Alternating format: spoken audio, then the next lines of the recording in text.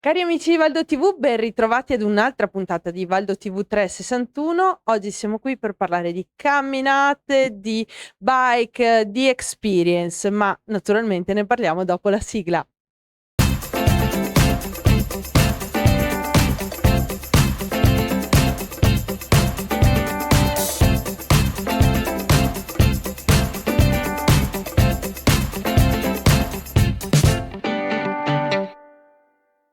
Valdo TV 361 e lo vedete già, il nostro studio qui a Segusino è già pieno, zeppo di ospiti. Vi presento subito Francesco De Bortoli e Renzo Possamai. Benvenuti. Ciao Alessia, grazie. Buonasera, grazie di averci invitato. Ben ritrovato a Francesco, invece per Renzo è la prima esperienza qui in studio insieme a noi. Avrete già capito un po' che parliamo di cammino retico. Francesco, ci vuoi fare una piccola introduzione su che cos'è questo cammino per chi magari dei nostri ascoltatori non segue ancora le pagine relative o non ne ha mai sentito parlare? Allora, il Cammino Retica è un percorso trekking che è nato a fine di maggio 2024 di 190 km diviso in 7 tappe. In 6 mesi abbiamo portato più o meno 300 viandanti da tutto il mondo a percorrere il cammino e di conseguenza siamo molto contenti. Abbiamo già prenotazioni per il prossimo anno, soprattutto stranieri, e noi siamo veramente contenti. Attraversiamo il territorio del Tesino, della Monese, Sovramonte, Seren, Cesio Maggiore, Feltre, Pedavena e poi rientriamo ad Aume. Dal prossimo anno avremo dei start point diversi, ci saranno start point anche in Birreria Pedavena e probabilmente anche ad Arsia. Beh, sono tante belle novità, però ecco, mi piace anche un po' portare i nostri ascoltatori al centro della storia di come tutto questo nasce, perché se vanno a scorrere, no, nei nostri video YouTube possono trovare una delle primissime interviste, quando ancora il cammino retico non era qualcosa di tangibile, ma comunque sei partito con un'idea chiara, perché non l'ho sottolineato, tu ne sei l'ideatore e poi l'associazione promotrice è l'associazione Carpe Diem. Da quel giorno ne sono successe tante di cose e ve le hai appena enunciate, ma diciamo, da dove è nata questa volontà? Beh, la volontà è, sono più o meno 10 anni che io amo camminare come partiamo dalla base. E l'idea è sempre stata quella, ma perché non si può collegare tutti questi percorsi e portarli in maniera che diventino un percorso con un potenziale di fruibilità anche da persone che arrivano da fuori, non la classica escursione di un giorno che poi tornano a casa. Sono andato in giro per l'Italia a fare dei cammini, a copiare, perché bisogna sempre copiare e cercare di portare a casa. Copia, incolla e migliora è la regola. Migliora non lo so, copia e incolla sì, e sì, stiamo facendo esperienza e di conseguenza adesso possiamo migliorare perché di errori ne abbiamo fatti sicuramente anche noi. Il cammino retico comunque è una realtà che è in continua espansione. Vedo anche che ci sono, io seguo le pagine Facebook, tantissime proprio collaborazioni che si aprono e soprattutto finestre che si aprono sul mondo. Hai detto oltre 300 viandanti e da diverse nazioni. Magari ci racconterai di più. Ma tra le tante grandi collaborazioni e novità, chiedo proprio a te di introdurci Renzo Possamai, perché Renzo Possamai ci parlerà del cammino retico bike. Renzo in primis è il tecnico su cui noi ci siamo appoggiati e lui gentilmente si è offerto di farci la traccia e di seguire tutto il discorso relativo a questo. Perciò io lascio totalmente lo spazio a lui a parlare del cammino retico bike. Allora io ho una domanda. Beh, anzitutto che il fruitore del cammino trekking è un certo tipo di persona, mentre il fruitore cicloturista o cicloamatore o amatore, insomma, adesso mi dirai le difficoltà del percorso, sono persone differenti ma che hanno comunque in comune qualcosa, la ricerca di un'esperienza autentica. Esatto, cioè secondo me non sono proprio gli stessi fruitori a livello di capacità, e poi vi spiegherò il perché. Come idea sì, invece, come voglia di fare un'esperienza diversa, assolutamente sì. Il cammino bike è un cammino complicato rispetto a tanti cammini bike che adesso stanno prendendo piede diciamo, seguendo quelli per i viandanti, perché da noi la tipologia del nostro territorio è abbastanza complicata, c'ha valli profonde e salite abbastanza impegnative, per cui cercare di mettere insieme un percorso che fosse fruibile alla maggior parte delle persone non è stato semplice. Mi sono basato più sull'idea di quanta fatica gli volevo far fare all'incirca ogni tappa, pur non essendo diviso in tappe il cammino bike. Quindi ho cercato di prendere più o meno un dislivello medio giornaliero e dividerlo poi su quello che io reputavo essere lo sviluppo del percorso giorno per giorno.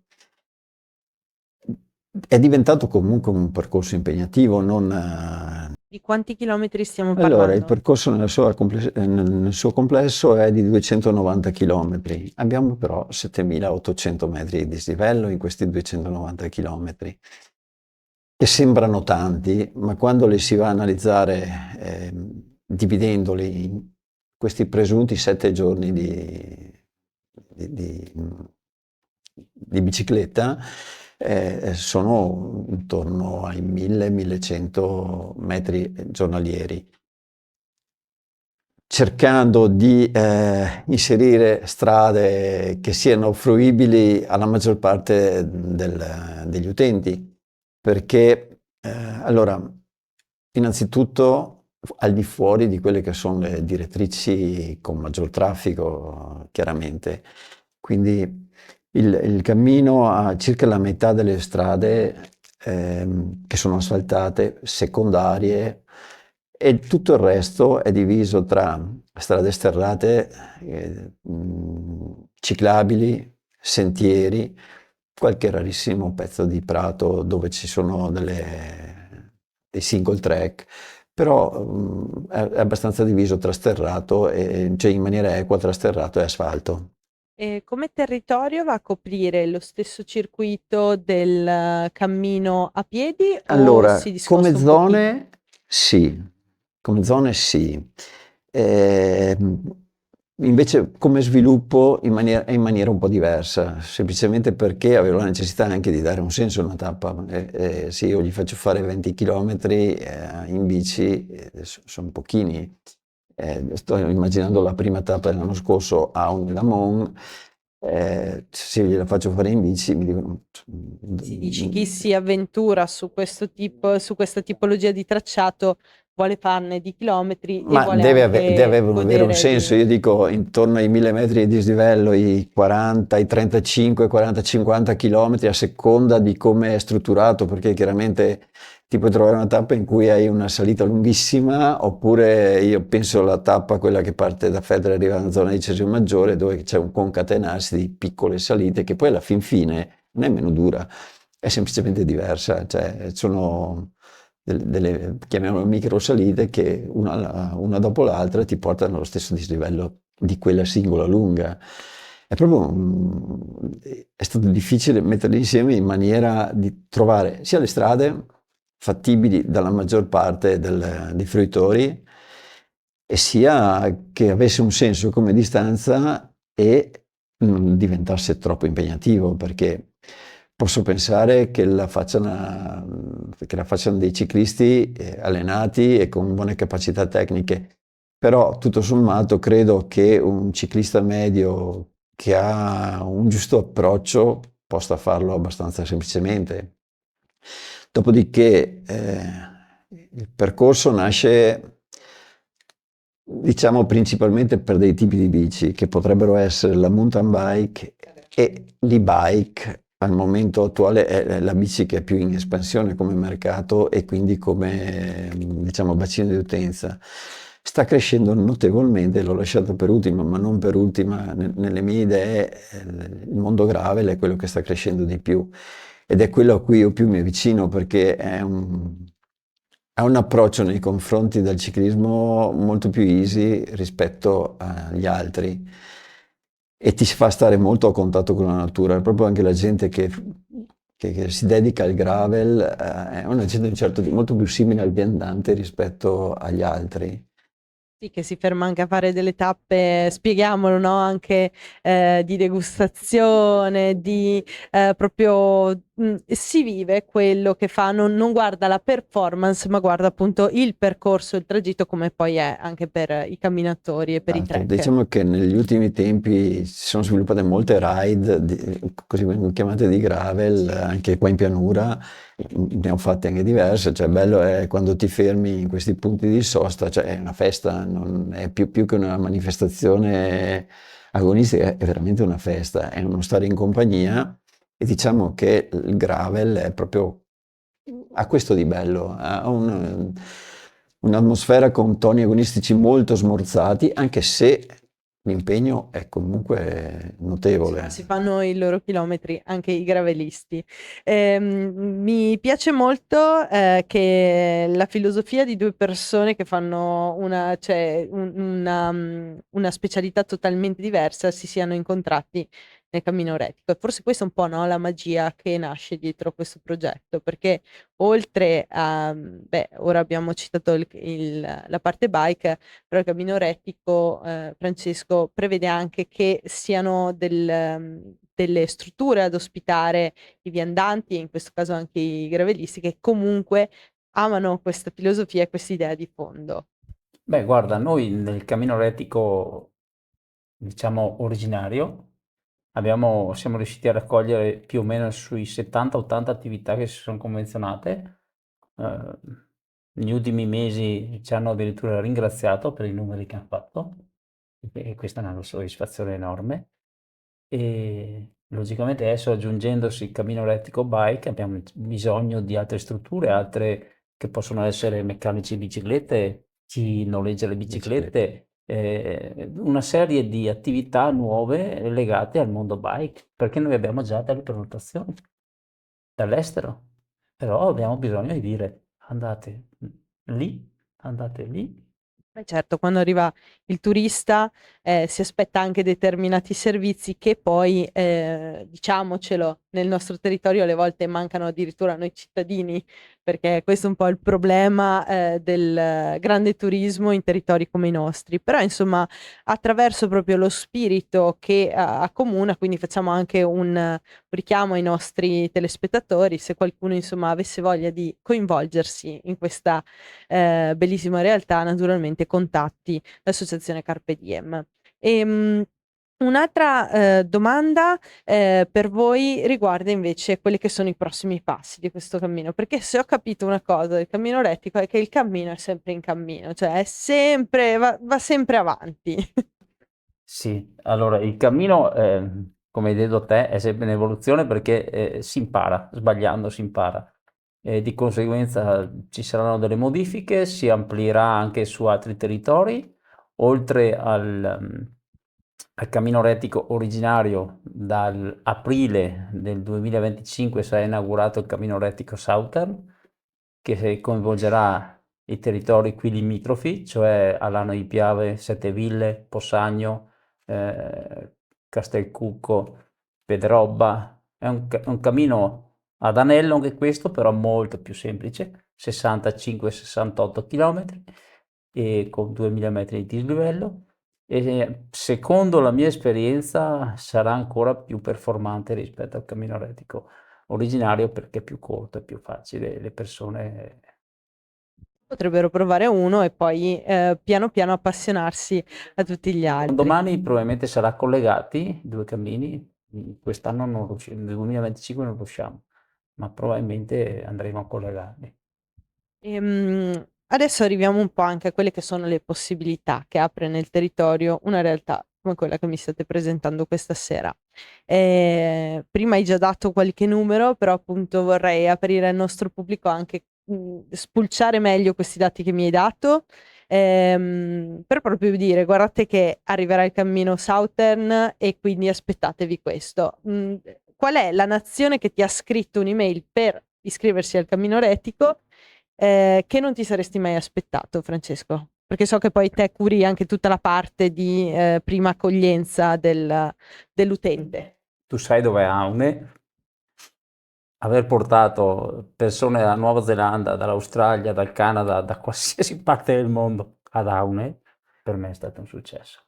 E quando arrivano ad Aune, qual è la loro prima Ho impressione? una scenetta bellissima con una ragazza tedesca che era arrivata ad Aune avendo conosciuto il cammino retico mentre stava facendo un cammino negli Stati Uniti.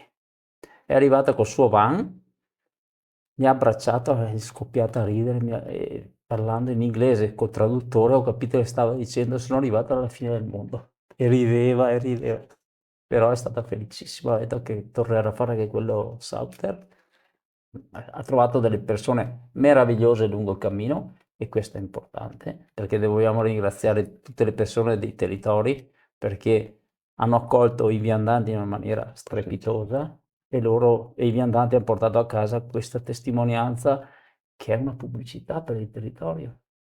Trovo anche che l'idea del cammino, di comunque queste esperienze in gravel, no? Che sono molto più lente della performance data dalla gara, dal tempo, credo che siano molto più vicine anche alla tipologia di nostro territorio. Io penso sempre, no, ai 20 km fatti qui da noi, piuttosto che